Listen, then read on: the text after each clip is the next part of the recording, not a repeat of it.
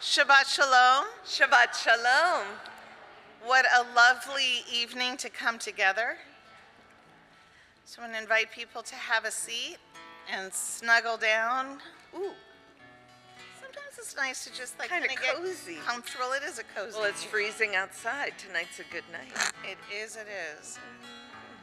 And to help us cross over the bridge from all the stress and hustle bustle of the week into the peace of Shabbat, let's take a moment to just catch our breath,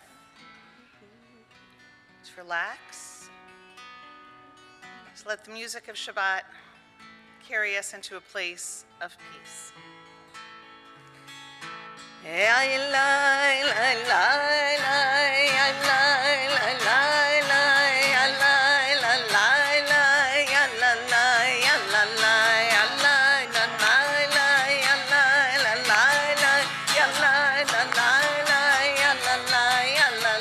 Shabbat Shalom, see, Shabbat Shalom, Shabbat Shalom, Shabbat Shalom.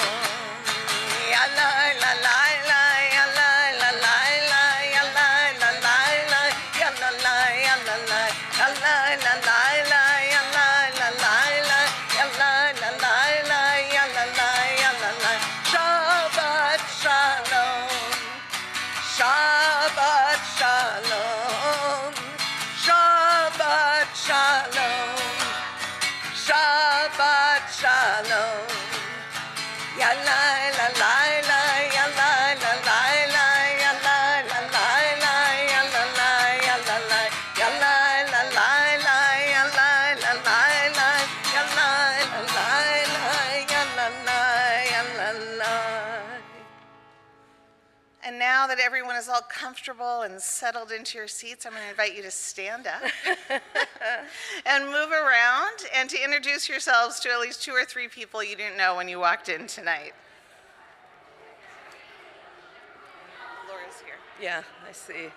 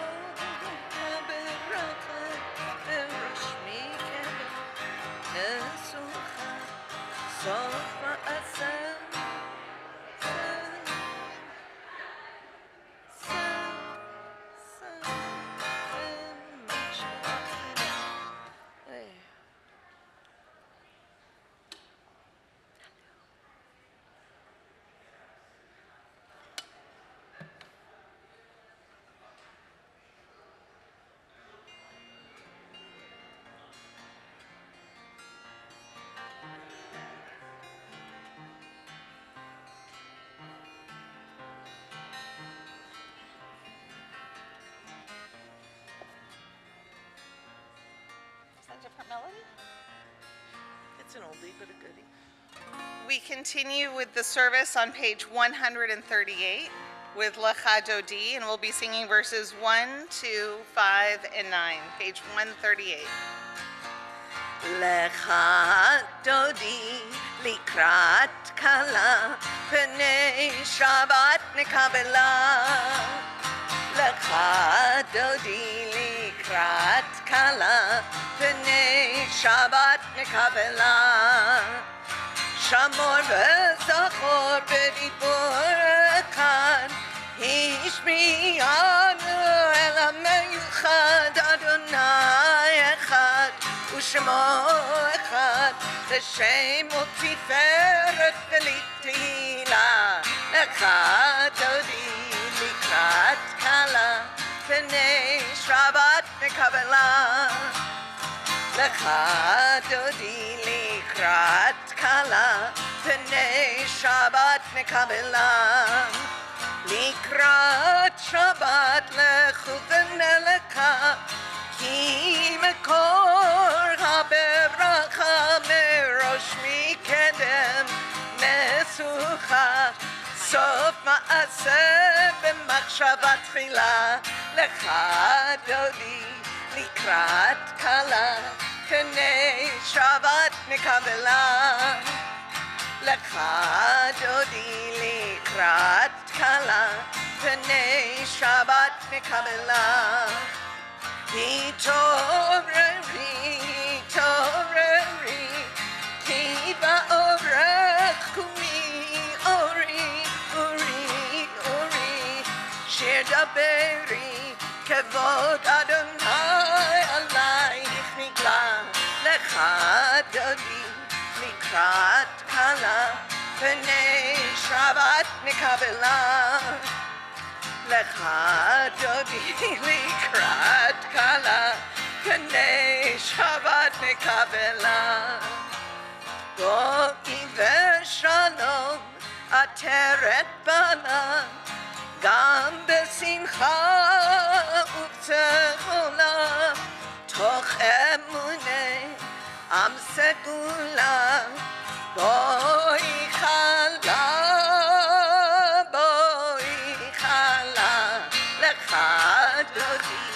לקראת כלה, פני שבת נקבלה. לך דודי לקראת כלה, פני שבת נקבלה.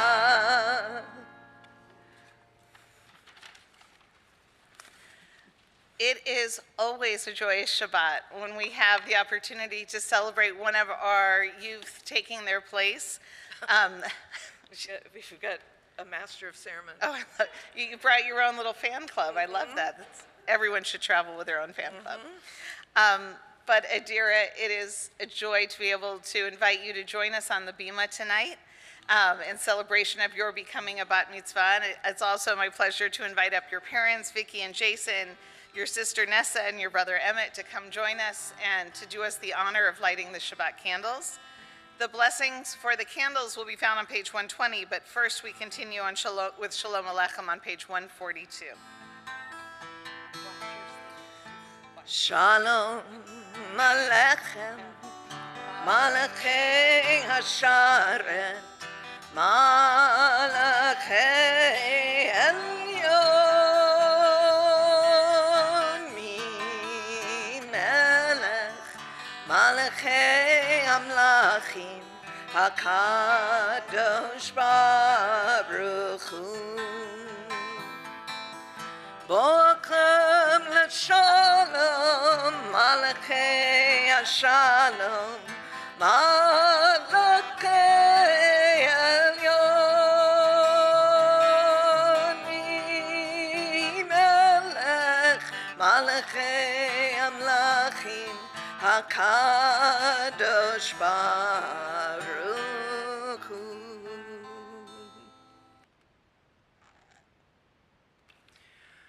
Baruch atah Adonai, Eloheinu melech ha'olam, asher kitshanu b'mitzvotav, v'tzivanu lehadlik ner shel Shabbat.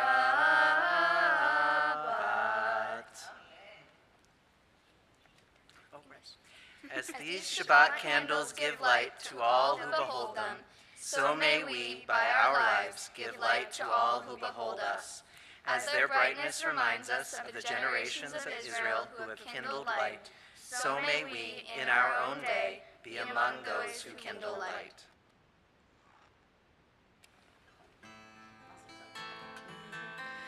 Barchuni l'shalom, Malachei Hashalom, Malachei Elyon, Melech, Malachei Amlachim, HaKadosh Baruch Hu. Tzedchem l'shalom, Malachei Hashalom, Malachei Elyon, Melech, Malachei Amlachim, HaKadosh Baruch Hu.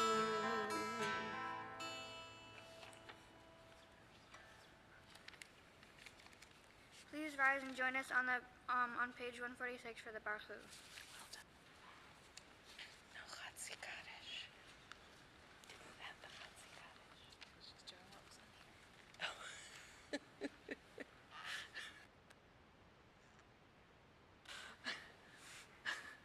Baruch Hu et Adonai HaMevorach. Baruch Adonai HaMevorach le'olam va'ed.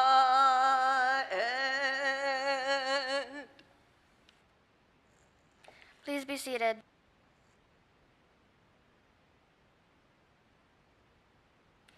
Please join us at the top of page 149.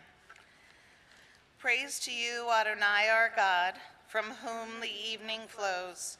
Your wisdom sets the way on which time and season glide. Your breath guides the sail of the stars, creator of the tide of time and light. You guide the current of day into night. As heaven spans to infinity, you set its course for eternity.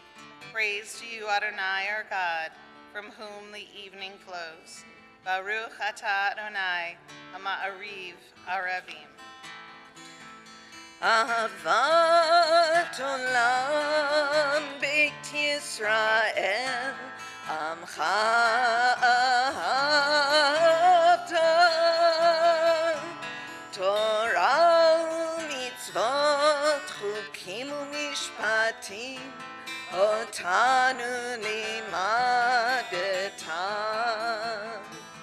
Al kein Adonai Eloheinu, B'shochveinu u'b'kumeinu, Nasiach b'chukecha, V'nismach b'nivrei Toratecha, U'b'mitzvotecha le'olam va'ed. Ki hein chayenu ve'orech yameinu, u'bahem neged yomam v'layla. Baruch atah Adonai ohei b'amo Yisrael. Shema Yisrael, Adonai Eloheinu, Adonai echad. Shema Yisrael, Adonai Eloheinu, Adonai echad. Shema Yisrael, Adonai Eloheinu, Adonai echad. Shema Yisrael, Adonai Eloheinu, Adonai echad. Baruch Shem Kavod Malchuto le'olam va'ed. Baruch Shem Kavod Malchuto Le'olam Va'ed.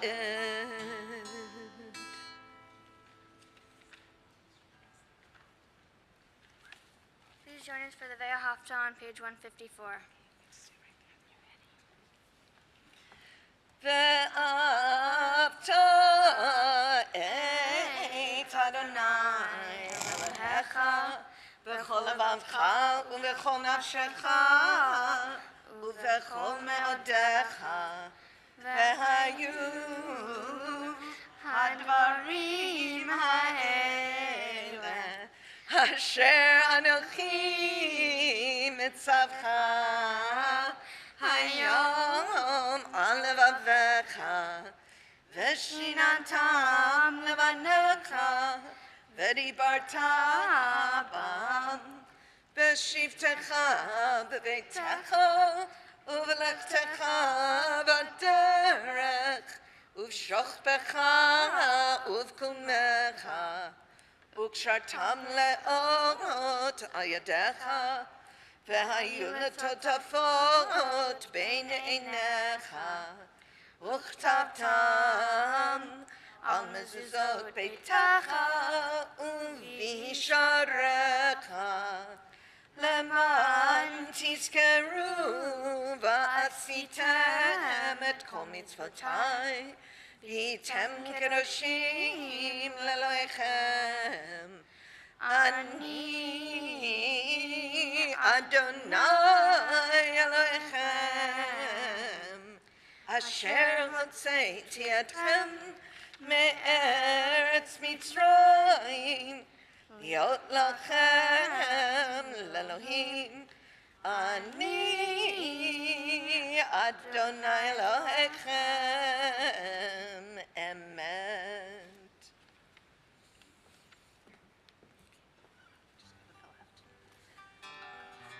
So it seems as though there was a little confusion about whether to stand or sit. So I'm going to teach it to you real quick. So how many people grew up in a Reform synagogue? Okay, so if you were raised in a Reform synagogue, but not while I've been the rabbi here, then you would probably be used to standing for the Shema and the Ve'ah Haftarah. And if you grew up in a conservative Orthodox synagogue, maybe you stood, maybe you didn't. Because this is what the actual rules are. You're supposed to say the Shema in whatever position you are when it is time to say the Shema. So if during the prayer before you were sitting, stay seated. If you were standing, you stay standing, and so that it doesn't break your concentration. And when we call the Ve'ah Haftarah a separate prayer, the Ve'ah Haftarah is really just the full Shema. It's an extension of the same prayer. It just becomes easier when we're teaching to give them separate names. And if you're not sure what to do, you look at me. But only when you remember to stay stand or sit. And hopefully I'll let you know what you're supposed to be doing. We'll get through it together.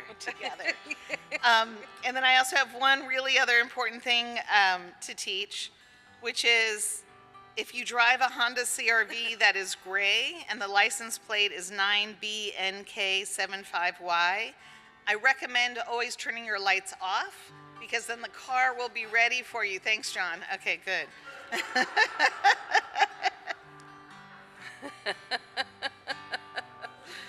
I thought you were going to be auctioning it off. No, I don't want to have to give them a ride home after services. Redemption comes in different ways. Many ways. And yeah. one of the ways that redemption comes is that your car works when you need to go to the next place. Our ancestors were not so lucky to have cars. They had to walk their way to freedom.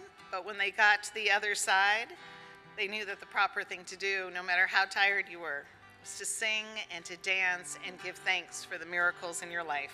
Page 158.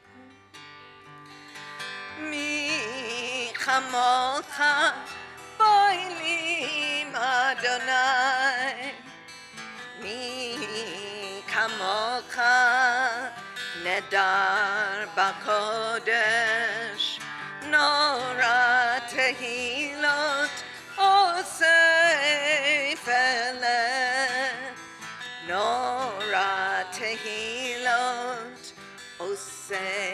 Tefillah, won't you help me sing these songs of freedom? It's all I ever had. Redemption song. Malachutecha, Banecha, Bokeh Hayam Lifnei Moshe uMiriam.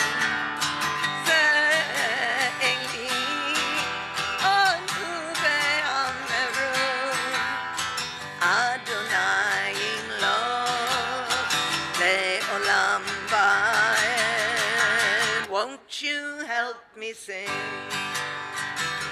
these songs of freedom? It's all I ever had. Redemption song, redemption song, redemption song.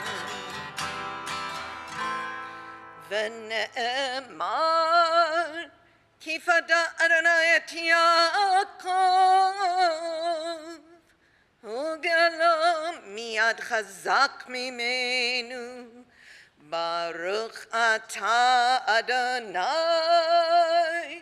Ga'al Yisrael.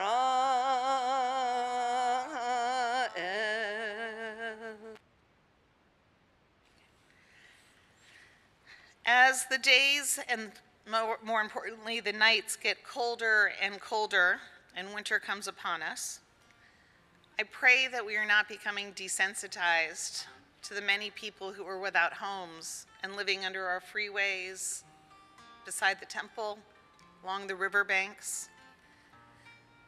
People have a way of normalizing things that we shouldn't. It's not normal to have so many people in this country who are food insecure or who are subject to the elements day after day after day. When we sing the Hashkivenu from our warm sanctuary, knowing that we'll go home to hopefully warm and safe beds tonight, we ask God to protect us, to put a shelter of peace over us. And it feels greedy. We who already have so much and take so much for granted. How can we ask God to put a shelter of peace over us unless we're doing the same for our neighbors who live on the street? So I hope, especially as we go into Thanksgiving, that you open your hearts to those who will not be sitting down to a big festive meal, who won't be sitting around a table with family or friends, and to think about the ways that we could ease their burdens, not just for a day, not just for a night, but who should we be writing? Who should we be complaining to? Who should we be yelling to and demanding that something be done? Page 160.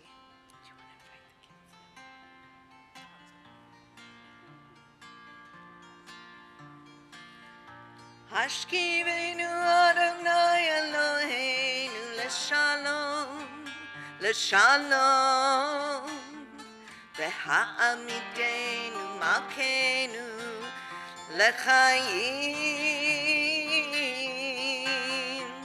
Ufros aleinu sukkot shlomecha, ufros aleinu sukkot shlomecha. Amen. Shelter us beneath thy wings, O Adonai. Guard us from all harmful things, O Adonai. Keep us safe throughout the night, till we wake with morning's light. Teach us daily wrong from right. Amen. Amen. Amen. Amen.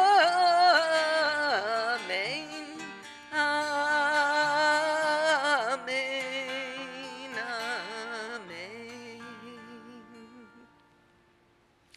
It's my pleasure to invite up all of our B'nai Mitzvah students to come up and to join us, to do us the honor of leading us in the Vishamru and the Tefillah, beginning on page 162. What did he say? His first time, because he just got his date last week. Mazel tov. Oh, what does it say?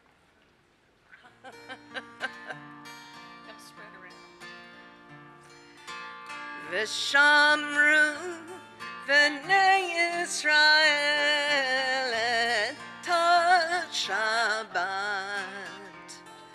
la'asot et ha-Shabbat ledorotam brit olam beini ubein b'nei Yisrael oti le'olam ki sheshet yamim asa Adonai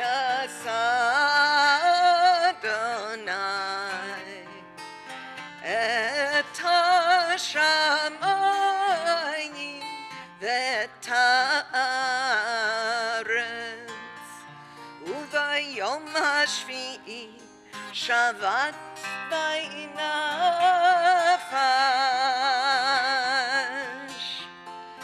v'shamru v'nei Yisrael et ha-Shabbat la'asot et ha-Shabbat ledorotam brit olam.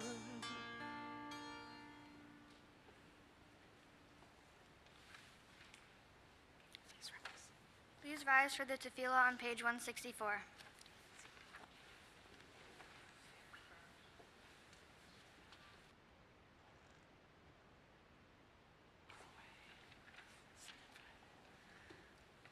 Adonai sefatai tivtaku fi akitei latecha. Adonai, open my lips that my mouth may declare your praise. Baruch atah Adonai Eloheinu v'Elohei avoteinu v'imotenu Elohei Abraham, Elohei Yitzchak, Elohei Yaakov, Elohei Sarah, Elohei Rivka, Elohei Rachel, Elohei Leah, Ha'el Hagadol, Hagibor v'Hanora, El Elyon, Gomel Chasadim Tovim, וקונה הכל, וזוכר חסדי אבות ואימהות, ומביא גאולה לבני בניהם, למען שמו באהבה, מלך עוזר ומושיע ומגן. ברוך אתה אדוני, מגן אברהם ועזרת שרה. אתה גיבור לעולם אדוני, מקיים הכל, אתה רב להושיע. משיב הרוח ומוריד הגשם.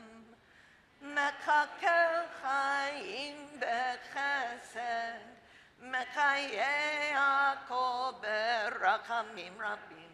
סומך נופלים ורופא חולים, ומתיר אסורים, ומקיים אמונתו לשני עפר.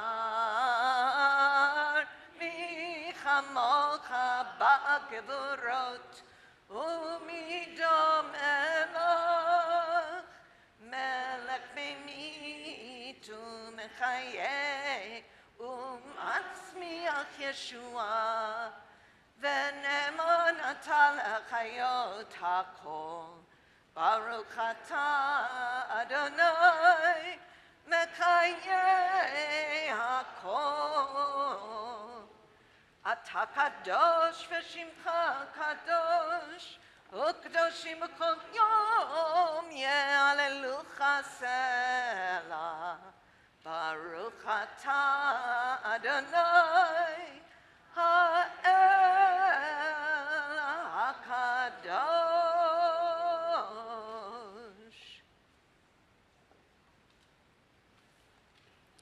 We continue praying privately from page 172 through 180, either standing or sitting, as is your custom.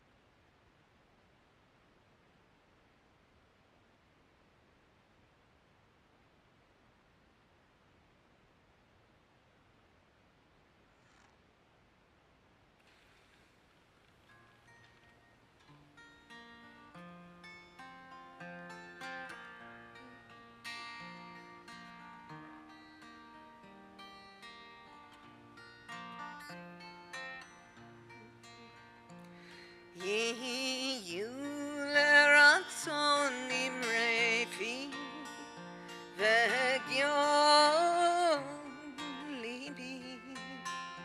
Yehiyu leratzon imrefi v'egyon libi lefanecha. Adonai tzuri, Adonai tzuri v'goali, Adonai tzuri, Adonai tzuri v'goali. Go inside your heart, just be. Go inside your heart and see what it wants, what it needs, what it yearns when you breathe. Go inside your heart and see. May the words of my mouth and the meditations of my heart be kind, be true. May they be acceptable to you, oh my rock and my redeemer. Yehiyu leratzon imrefi v'egyon libi. Yehiyu leratzon imrefi v'egyon libi lefanecha.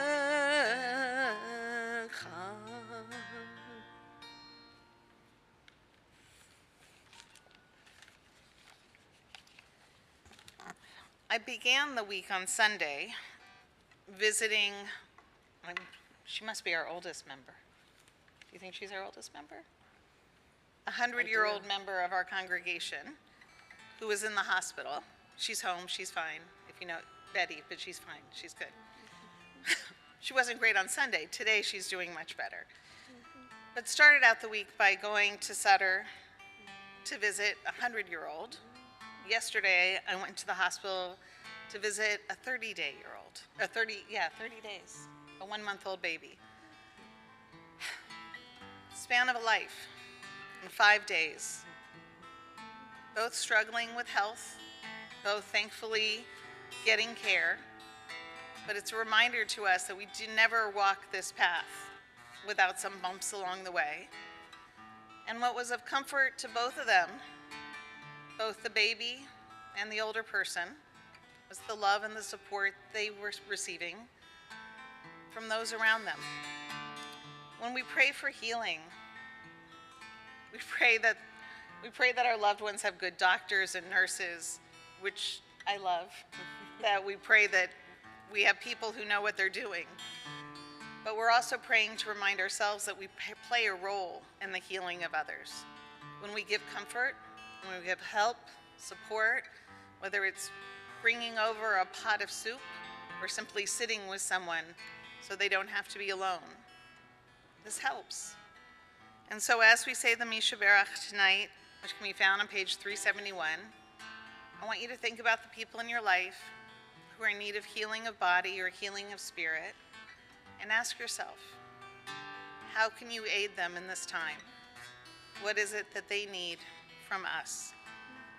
Page 371. Misha Berach Avotenu, Avraham, Yitzchak, v'Yaakov. Misha Berach Imotenu, Sarah, Rivka, Leah, v'Rachel. May the one who blessed our mothers, may the one who blessed our fathers, hear our prayer, hear our prayer, hear our prayer, hear our prayer, and bless us as well.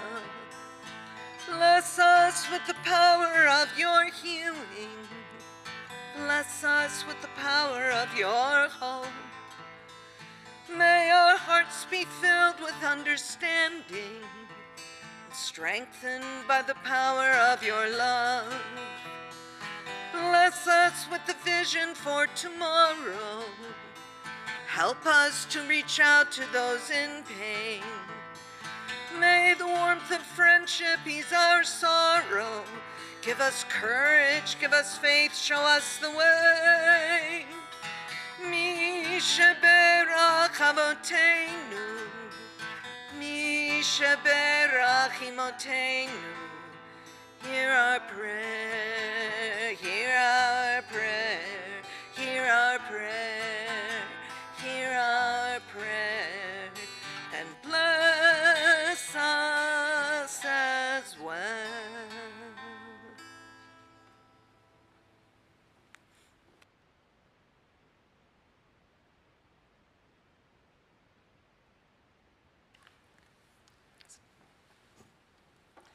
Shabbat Shalom. So this has been a long week. Really, truly. Let me see if it's up. Oh.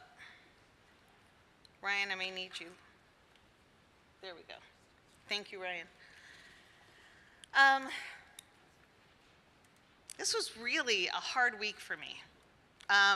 It's not the week that I thought it was going to be, but then no week is ever the week that we think it's going to be.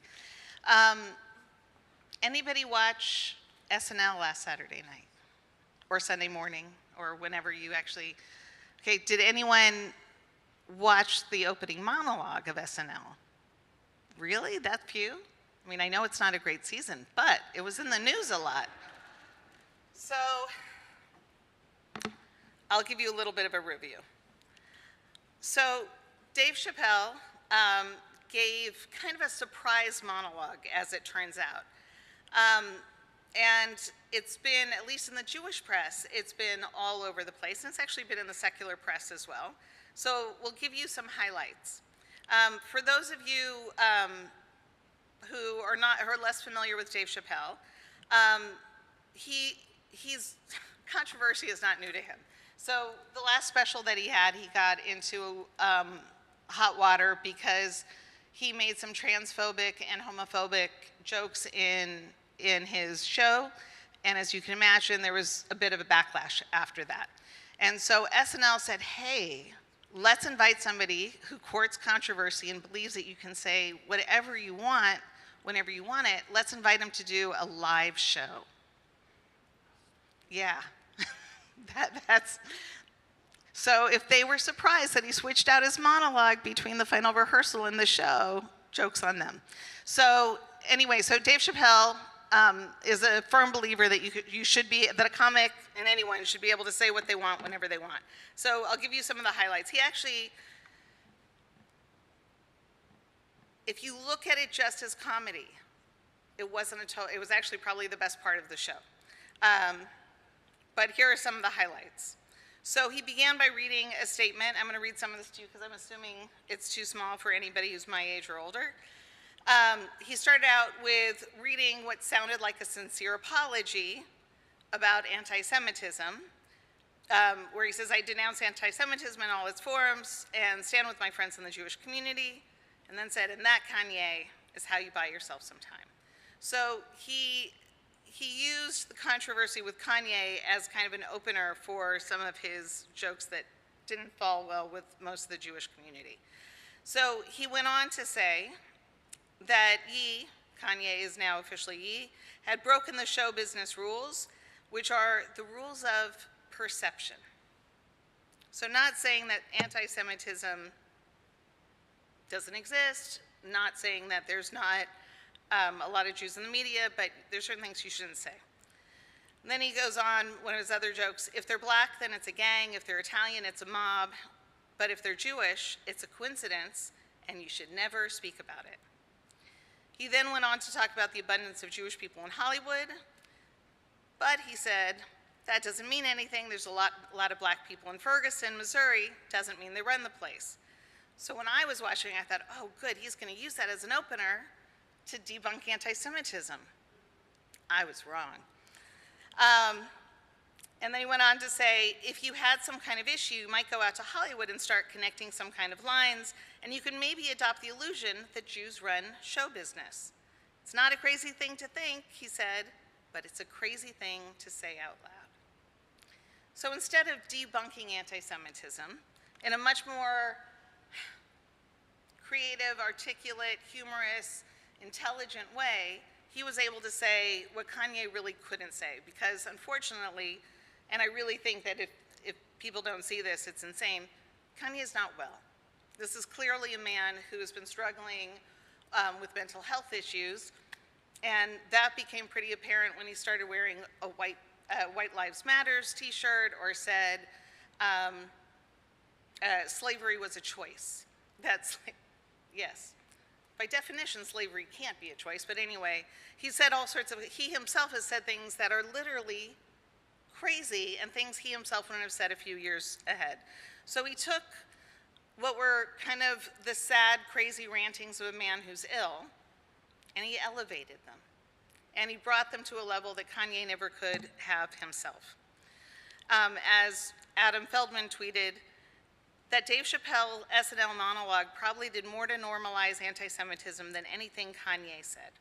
Everyone knows that Kanye is nuts, Feldman wrote. Chappelle posits himself as a teller of difficult truths, and it's worse. It is worse, because the messenger matters. Who is sharing the message matters. Dave Chappelle is a prominent, respected member of kind of the comedy elite. You know, he's kind of, old guard doesn't sound right, but all the guys that used to be the young up-and-comers, we're all getting really old now. And so he's kind of, isn't it sad? But yeah, he is part of, like, you know, the the guard of he's part of the group of old or older men who are the deans of comedy. So let's look at, these are just two reactions that we saw this week. We saw that in Chicago, a Jewish cemetery was vandalized. This isn't even like the first time this month that a Jewish cemetery has been vandalized. I don't know if you could see it, but the red paint on this couple's headstone says, "Kanye was right." Now, I really don't understand why people who are bigots can't learn how to spell, but that was really something we've seen over the last 6 years, that spelling and grammar amongst people who are bigoted, atrocious. Maybe they need to go to school a little bit more. The post on the right was really heartbreaking to me. For those of you who know Judy Paniton, who's a longtime member of our congregation, she posted this. This was a post that her niece put up. And let me make this a little bigger. This is just outside of Washington, D.C. It says, "No mercy for Jews." Part of the reason this really broke my heart is because both of Judy's parents were Holocaust survivors. And I can just imagine how scary and upsetting it must be for her to see this, especially so close to where her niece lives. And as you'll see in an email that we'll send out Sunday, we got a disturbing phone call this week at the temple as well. One that worried us enough to call local law enforcement, to have them come over, to check out our property, to patrol it, to send extra patrols, to park a car the last couple days in the parking lot, and for them to contact the FBI. Words matter. The messenger of the words matters. Words turn into actions. At the beginning of the book of Deuteronomy in Hebrew, it says, "Ela hadevarim." It can be translated as, "These are the words," or "These are the things." In Judaism, we believe that words are actual things. They change the world. They change our lives. And when people in prominence use their words to harm other people, it's dangerous. One of the things that really bothered me with Chappelle's comedy, or not comedy, but with his routine, was the Jews. He had it wrong. It's not that it's bad whenever somebody puts the word the and Jews together. It's when you put the and any group together. The Jews, the blacks, the Asians, the whatever. Because when you do that, you take away people's humanity, you take away their individuality. I mean, part of the reason that we tend to think it's funny when people talk about the grand conspiracy of Jews control the media and Jews control, politics and all these different things is because if you spent like 5 minutes with Jews, we don't agree on anything. And even if we did have control, we wouldn't do a good job with it because we would be arguing all the time, and then we'd be setting up subcommittees and another committee. The reality is we're just people, just like the blacks or the Asians or the gays or any other group. We're individuals. And part of the talk this week was about the blacks and the Jews and how do we get along as groups, as opposed to thinking about the fact, oh, there's black people. There's black people who are also Jewish. There are Jewish people who come in a range of colors. There is no monolith in the black community, that they are just as individualized, petty and contentious as we are. And yet, we started to respond like they were groups against each other. And so that's why I wanted to bring out this example. Reggie Watts, oh no. Hold on. Watch the water. I got it.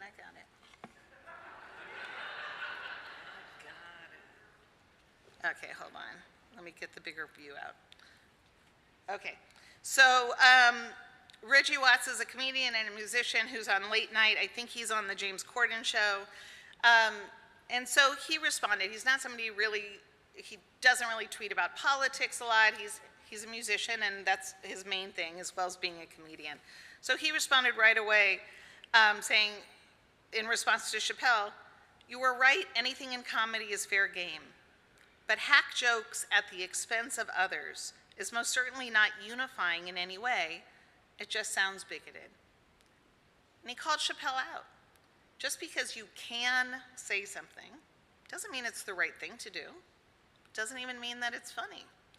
And so he got a lot of back and forth and a range of people of supporting what he had to say and criticizing it. I want to show you two other responses. This is, I think, one of my favorite ones. No, not the Jon Stewart picture.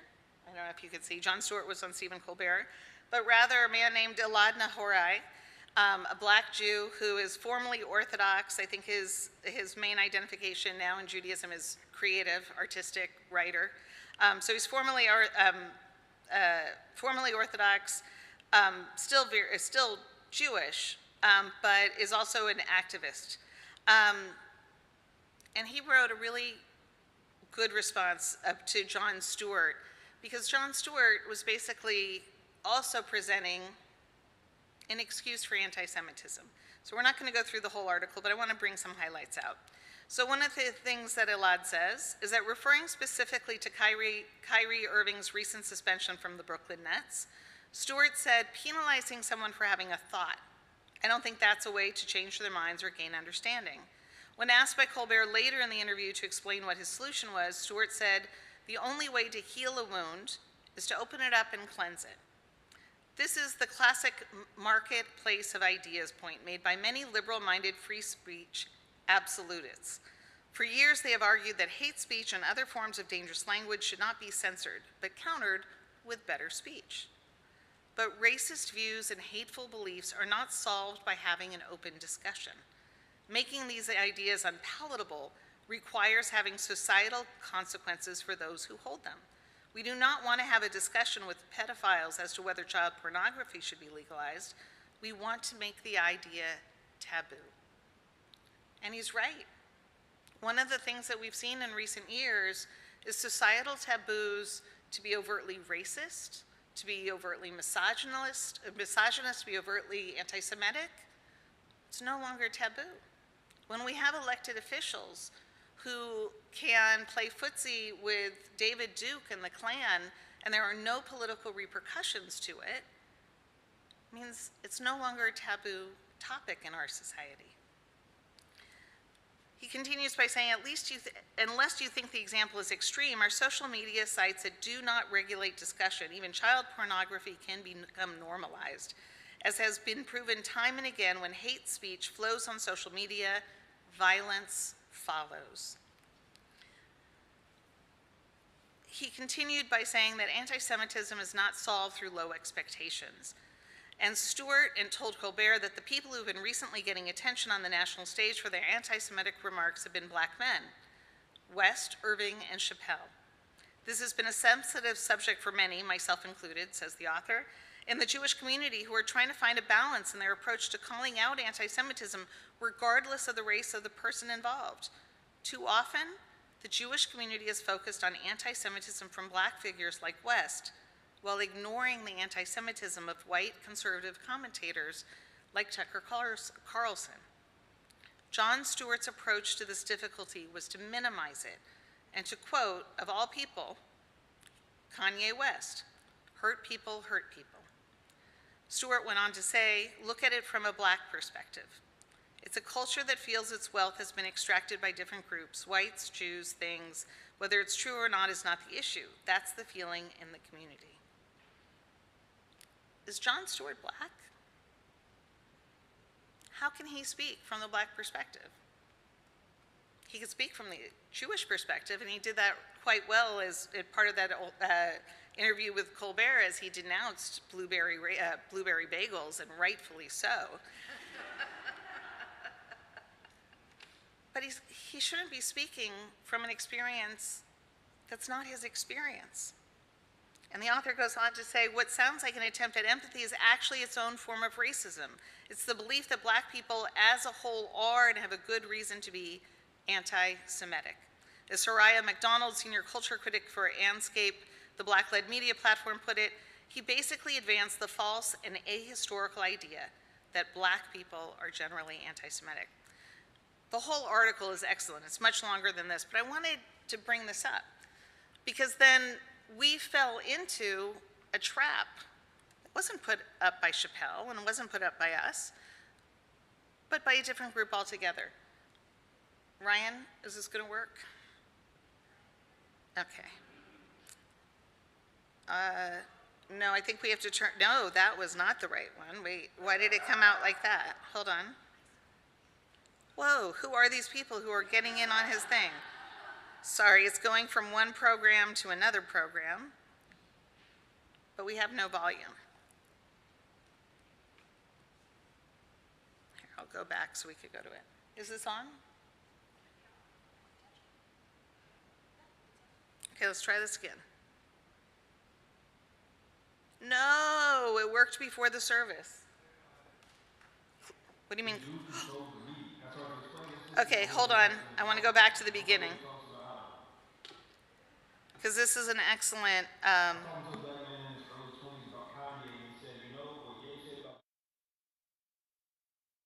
Kanye, and he said, you know, what Ye said about Jewish people was true. They do control the media. I started to explain, that's just an old anti-Semitic talking point. Like, nobody ever talks about how the energy sector is controlled by white Christian men. People only mention Jewish people in the media to impact you in a certain direction. He said, how can it be anti-Semitic if it's positive? We saying they got money and they stick together. A lot of times when we talk about Jewish people in the black community, it's framed as if it's a positive. They don't waste their money. They build generational wealth. They invest in businesses. But those actually aren't our original ideas about Jewish people. Those are stereotypes that were given to us. Why would people who hate Jewish people pass down stereotypes that sound positive? When you think of the typical stereotypes about black men, what are they? Dumb, angry, volatile, wasteful, only useful for physical tasks, not useful for using their brains. These stereotypes paint the picture of a group of people who are a drain on society unless they are broken, controlled, imprisoned, or enslaved. And that mentality justifies everything from throwing away our job applications to killing us in the streets. Stereotypes about Jewish people are different. They control the media, they stick together, they keep their money to themselves. Those stereotypes paint a different picture of a group of people who can compete with, outperform, and even subjugate white people in the open market. Why were white supremacist groups walking through Charlottesville chanting Jews will not replace us? Because while black people are painted to be a drain, Jewish people are painted to be a threat. And they have very specific ideas about what to do with a threat. They just need more support for those ideas. But those stereotypes didn't come from us, and they're not meant to benefit us. They're meant to pit one group against another. Take in what he said there. These are ideas, sorry, let me use the mic. These are ideas that are used by white supremacists to pit one minority group against another. Because as long as we're fighting with each other, what are we not paying attention to? White supremacy. This is something that we saw in the Civil War. Why in the world would poor white farmers in the South want to uphold a slavery system when it's directly against their own economic needs? Well, they would be pitted against black people as competition, and that's part of how they got sucked into it. We saw similar things in the North when there were Irish immigrants who were kind of pitted against freed African Americans who went north for jobs. We see this time and time again. We see it as a way to maintain the power structure.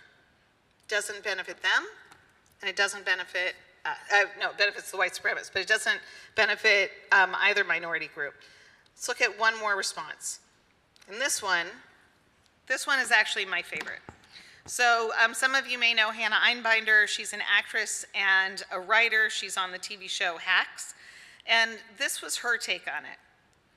She says, yeah, the Chappelle monologue was littered with anti-Semitism. He did it masterfully.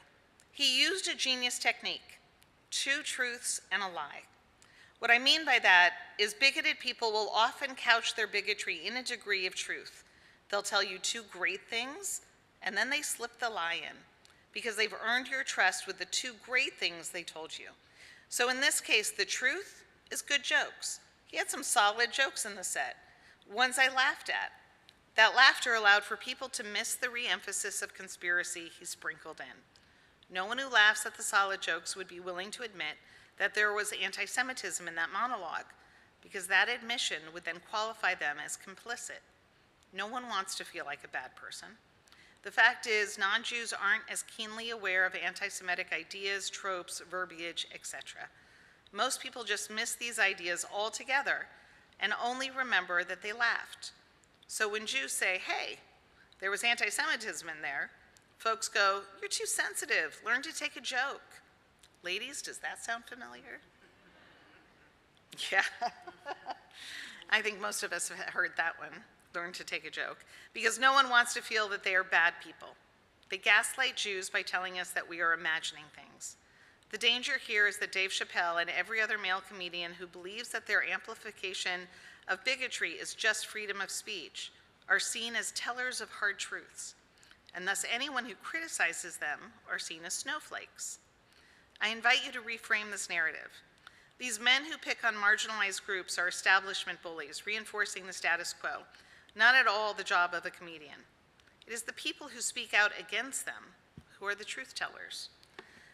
Now, when I first shared this with my husband, he, being a man, was a little taken aback by Hannah Einbinder not calling out Dave Chappelle for like being in the power structure and making these critiques, but why did she say male comedians? Where's Annie? And Annie was the one who actually framed this in a way that I wasn't able to. I felt it in my gut, but I couldn't find the words. So Annie, can you tell us what these three critiques by Hannah Einbinder, I'm blanking on the journalist, the ones that I showed you, what do they have in common? Hi, everyone. So we talked about this last night at our board meeting. And what I saw in all of these three, Jon Stewart, Dave Chappelle, and what Hannah Einbinder just said, and this is just my opinion, was Dave Chappelle, Jon Stewart have benefited from a patriarchal white supremacist society. And as many people who get to a certain point have lost some touch with the world around them, as it is for most of us. And men, sorry, these two men, they are in that, they've benefited from the structure.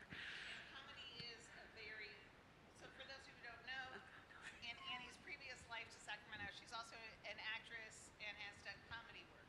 Would you say that comedy is a very female-friendly profession? It is not. So what do you think about that idea?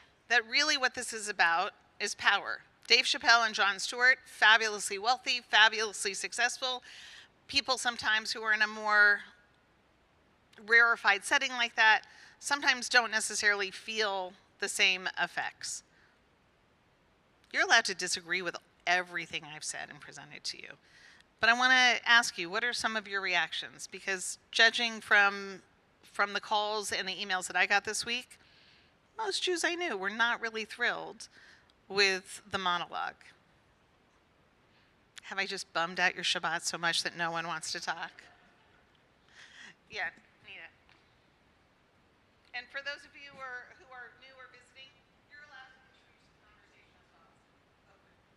So I have the same reactions that many people have, and it would take me too long to go through every point. But I watched the SNL monologue on YouTube, and then I looked at the comments. And then I also went to the Saturday Night Live, one of their pages where they had the monologue also with comments. The comments were all supportive and all saying that, oh, this was perfect. This it's all true. So yeah, there was, and a few people did contradict that, but they were immediately put down. So I think the consensus is that, well, a lot of us didn't want to object, because then of course we'd get shot down. And to be honest, these days we tend to be afraid of literally being shot down. Any other thoughts or reactions either to the monologue or the critique? So what can we be doing? What can we do to combat anti-Semitism? What can we do, or should we be saying in response to this? No one? How do I have a room full of, like, where? Who raised their hand? Excellent. Our visitor from LA. Welcome to SAC. Hi, everyone. Shabbat Shalom. My name is Gabriel. I live in Los Angeles, but I'm visiting family from LA. I'm an East African Jew grew up in Kenya.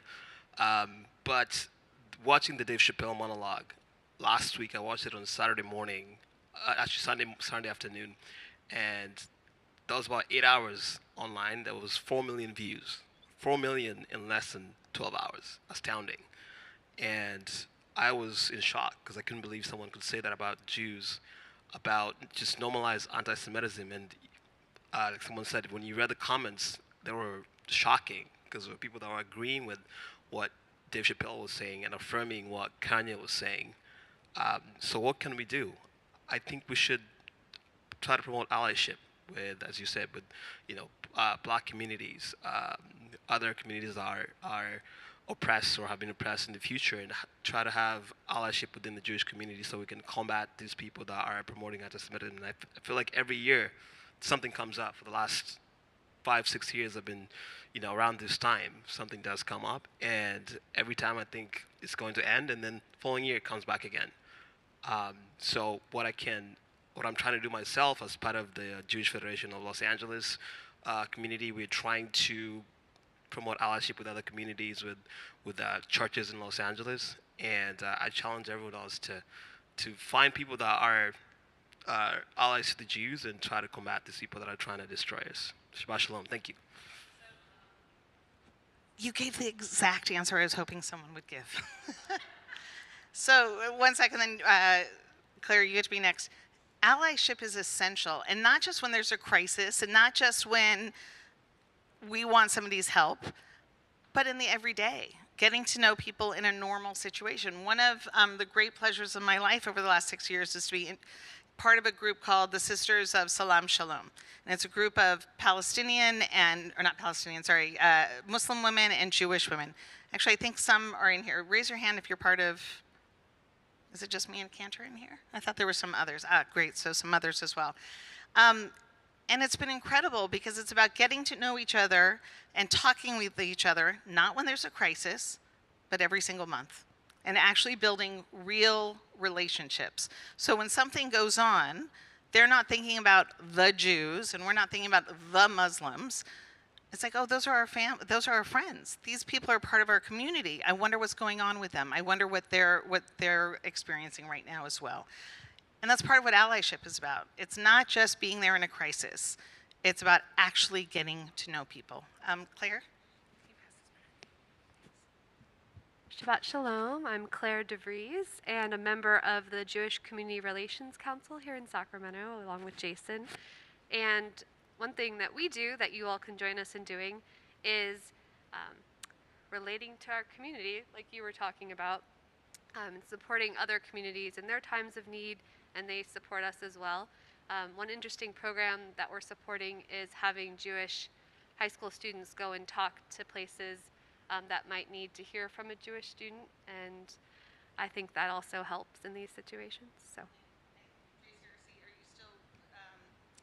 is JCRC still part of the Latino Jewish Alliance?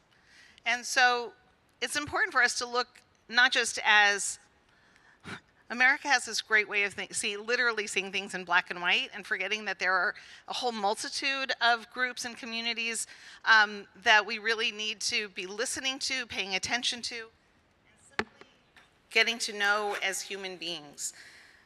And as Jews, I think this is really critical because this is how the Torah begins. The Torah begins with the creation of a single human being. The Midrash says that when God was going to create Adam, means human being, not a man, but Adam means like an earthling, that God went to the four corners of the earth and gathered brown sand and black sand and white sand and red sand and yellow sand, and from all of those different earths created the first human being. And God said, why, or the rabbis say, and why would God create all of humanity from a single human being? And so no one could say, my Father is better than yours. We all come from the same place. We're all human. And that is what our religion reminds us and teaches us to never, ever forget. Not to see people as other, but to see people as our family. And so I hope I haven't totally ruined your Shabbat.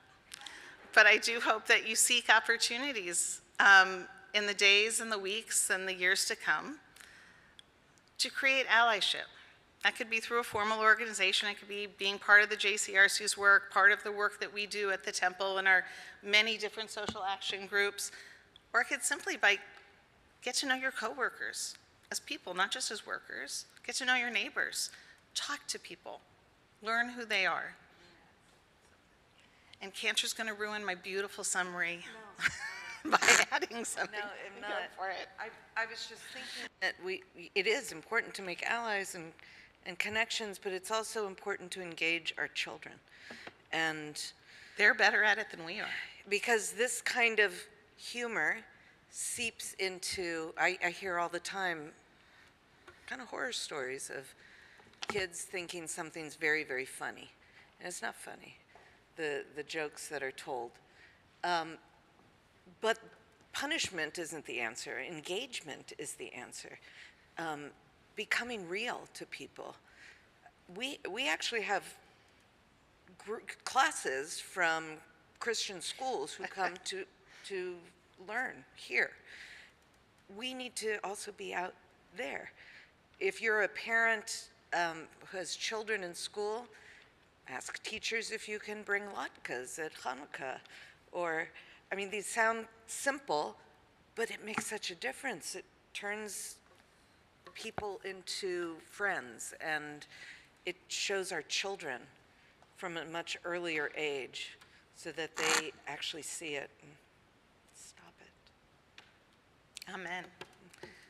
So on that fun note, it's my pleasure to invite up the president of our congregation, Josh Mastronardi, for some Shabbat greetings and announcements.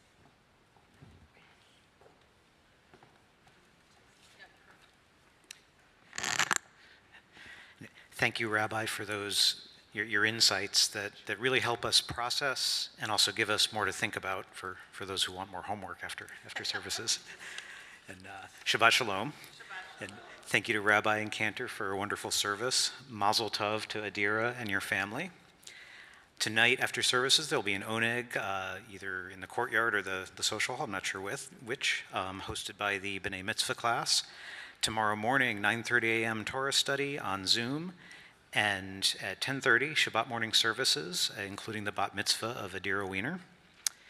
Some reminders, for Thanksgiving's coming up, and the office is closed several days, I think Wednesday afternoon and Thursday next week. There's no Kulanu religious school this weekend, next weekend, no Hebrew school or confirmation in between.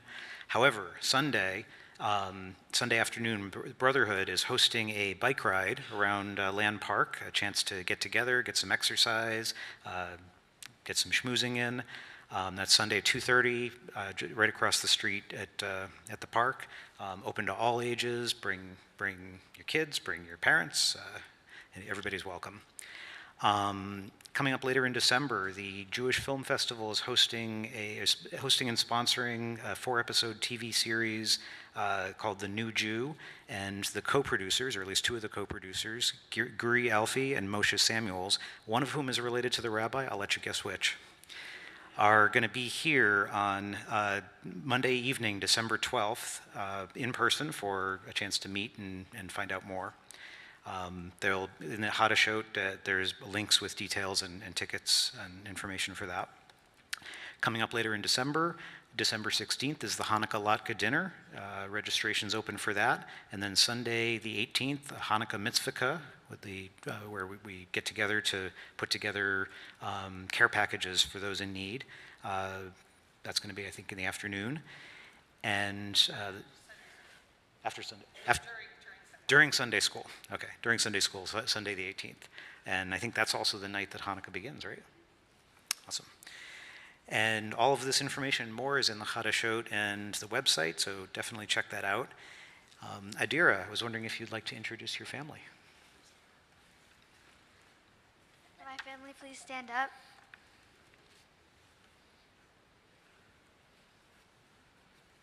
This is my mom, Vicky. This is my dad, Jason. This is my amazing cousin, Ella. This is my brother, Emmett. my sister Nessa. This is my other amazing cousin Aaron. This is my grandma Lily. This is my uncle Jeremy. This is my grandma or Bubby Sharon. And this is my grandpa or Zadie Stanley. Awesome. Well, welcome. So now I'd like to ask any members of the Board of Trustees, committee chairs, past presidents, or anyone who may have just happened to be elected as the chair of the JCRC to stand and introduce yourself. Here you go, Jason. Oh, here, we'll start over. Hi, I'm Sandy Lee, and I'm on the Leadership Council of Women of B'nai Israel. Hi, Jason Weiner. I am Social Action Chair here and new chair of the JCRC.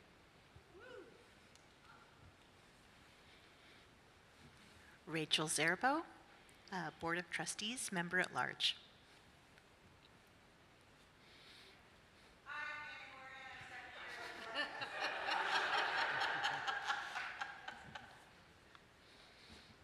Oh, sorry. Hi, I'm Judy Emick Leatherwood, and I'm chair of the music committee. I'm also the choir wrangler, and if you want to chant Torah on a Saturday that is not a B'nai Mitzvah, call me.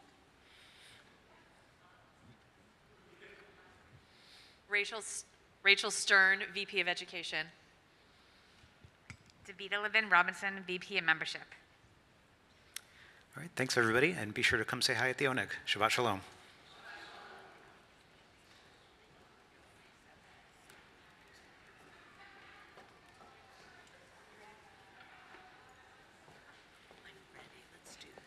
So I just want to make one more clarifying point before we continue with the service, and that's because my husband is here and I want to be able to go home later.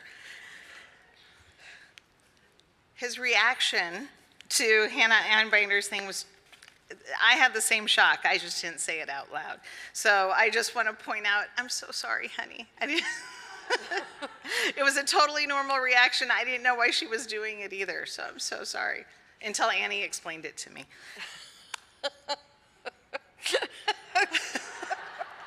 It was so much easier when you weren't here and I would talk about you, but now you... Glenn, do you have anything to say to that? Put it in the comments on the YouTube, okay? We're going to mediate here. This is a problem, I think, but it's my pleasure to, I shouldn't think, I know. It's my pleasure to invite up all our students once again to join us on the Bima to lead us in the Aleinu, which can be found on the bottom half of page 586. Please rise.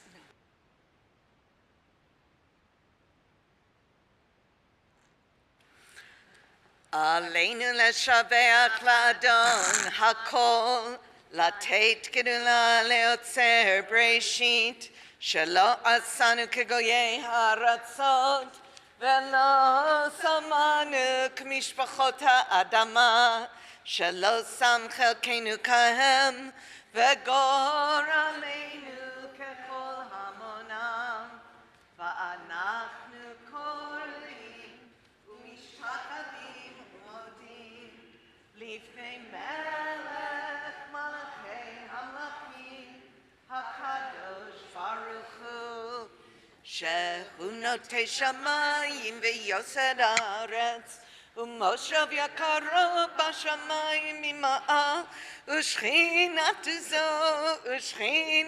zo, v'govei meromim,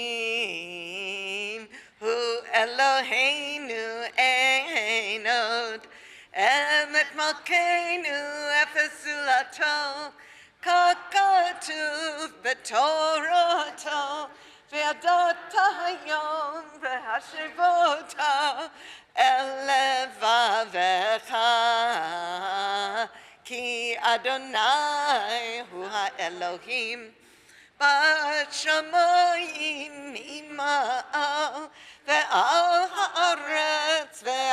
haaretz mitachat einot, v'ne'emar v'haya Adonai l'melech al kol haaretz, bayom hahu Hayom hahu yeh Adonai echad, Ushemo, Ushemo, Ushemo echad. Please be seated.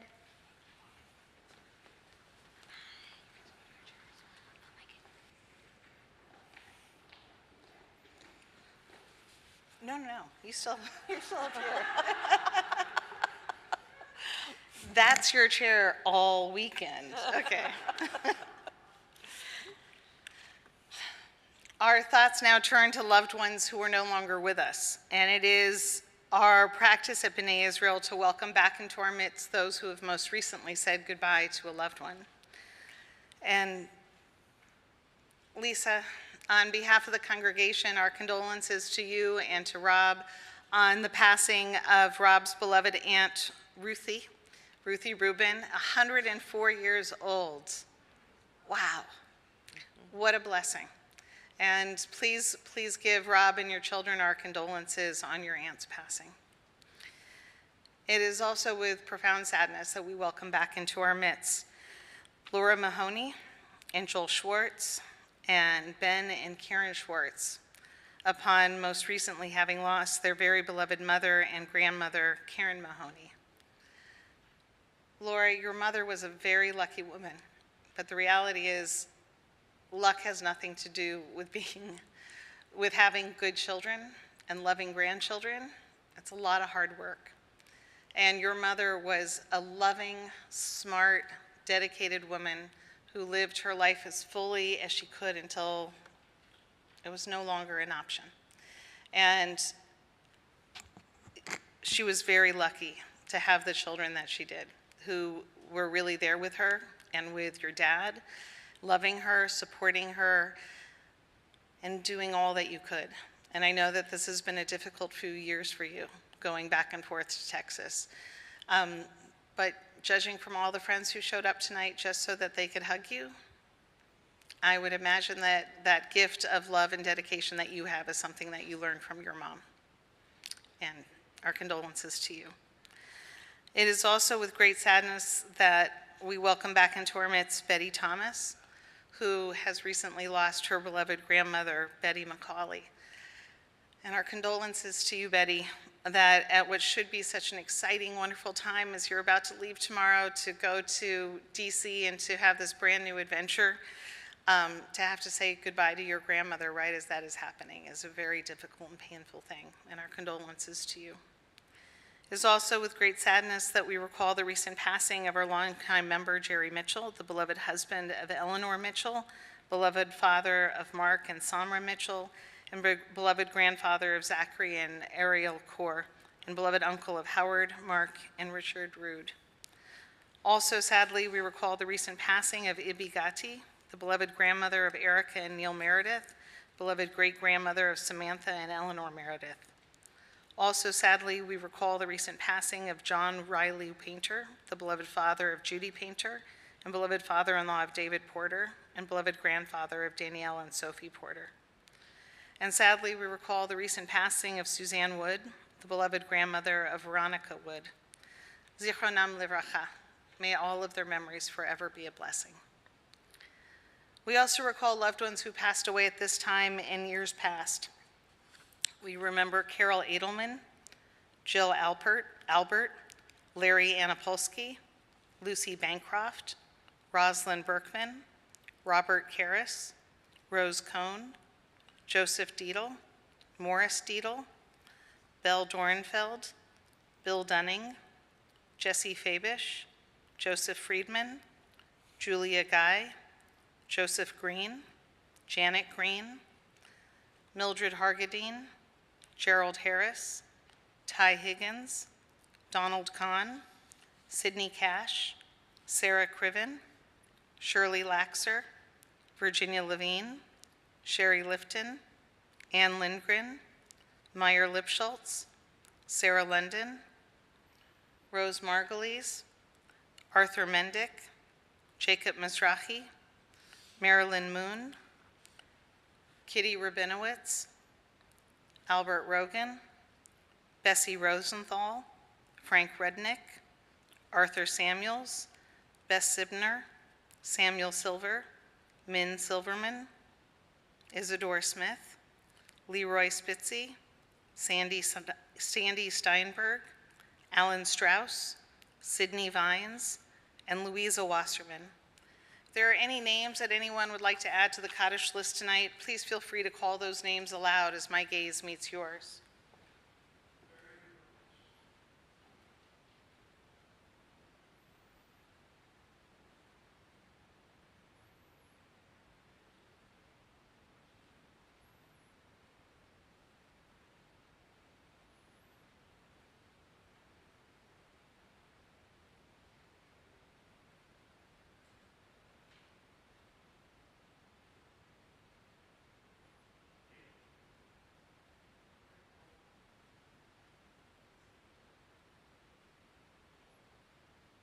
Sylvia Behrman. I'd like to ask those who are saying Kaddish for a loved one tonight to please rise. And if the congregation can join me in these words of comfort.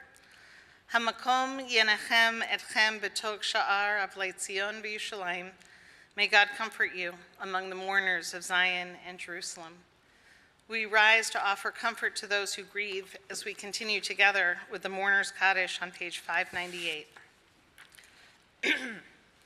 Yitkadal v'yitkadash shemei Rabbah, ve'alma divrach yerutei v'yamlich malchutei, b'chayechon uv'yomechon uv'chayei dechol Beit Yisrael, ba'agala uv'izman kariv v'imru, Amen. Yehei shmei Rabbah mevarach le'olam omei almaya, yitbarach v'yishtabach v'yitba'ar v'yitraman v'yitnaseh, v'yitadar v'yitaleh v'yitalal shemei tekudsha b'richu, le'elam min kol birchata v'shirata, tush v'chata b'nechamata, damiran be'alma v'imru, Amen. Yehei shlama Rabbah min shemaya, v'chaim aleinu ve'al kol Yisrael, v'imru, Amen. Osei shalom b'mormav, hu ya'aseh shalom, aleinu ve'al kol Yisrael, v'imru, Amen. May the source of peace send peace to all who mourn and comfort to all who are bereaved. And let us all say, Amen. Cantor Steinberg, oh, please be seated. Cantor Steinberg, do you have a song to put a smile on our hearts? In my heart. I do. And you know, Rabbi, Yes, Cantor. I learned this song when I was a girl at camp. And it was a new song then. It was a new song then. I know that because it was a new song when I was a girl, too. Yes. And it had such a different feel to me in those days. And as the world has changed, I find myself turning to these words more and more often as they grow in meaning. The song that the text is I'm going to disagree with you. It's not that they grow in meaning, they grow in urgency. That's a good word. Yeah, I would agree with that. They grow in urgency. And the text from Arik Einstein, who came to these words in his own way in his own day and didn't know the urgency with which they would continue and grow, to the words for Ani ve'ata, you and I will change the world. Page 652. Change the world. Page 652.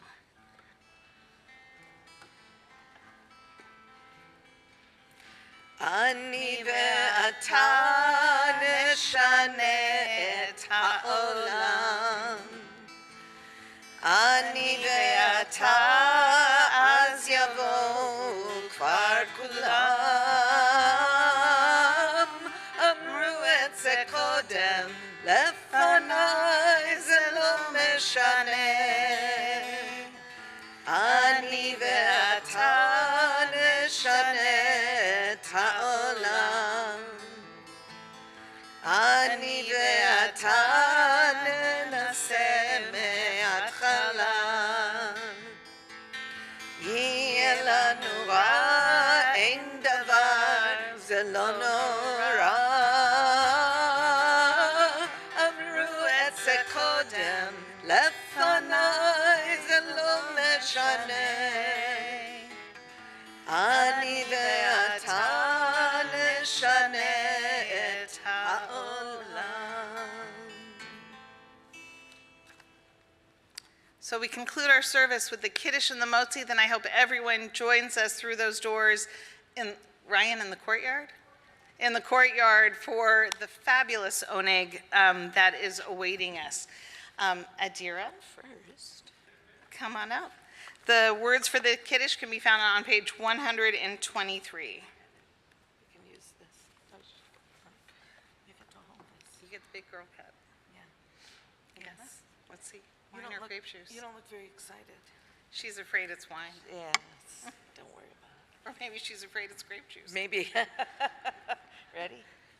Baruch atah Adonai Eloheinu melech haolam borei peri hagafen We'll do it around here. Baruch atah Adonai Eloheinu melech haolam asher kidshanu b'mitzvotav v'ratzavanu v'shabbat kodsho v'ahava uvrtzon hinchilanu zikaron lema'aseh v'reishit ki hu yom techilah lemikra kodesh zecher letziat Mitzrayim kivanu v'charta v'otanu kidashta mikol hamim v'shabbat kodshecha be'ahava uvratzon hinchaltanu Baruch atah Adonai mekadesh hashabbat. Amen. L'chaim u'shalom. You got it. It's good. She's looking leery because there's a little bit of wax, but that's okay. It's on the side. Is it still okay? It's good for you. Okay. It's good for you. It means the candles are lit. You want more? Or should So for those of you who have not been with us for Shabbat, particularly since COVID, this is not the one we're eating. This is the one we're touching to do the blessing, but there is a lovely, soft, edible challah that has not been manhandled that will be in the stand challah that will be awaiting you in the oneg. You ready? Baruch atah Adonai Eloheinu melech haolam hamotzi lechem min haaretz. Amen. Shabbat shalom v'te'avon.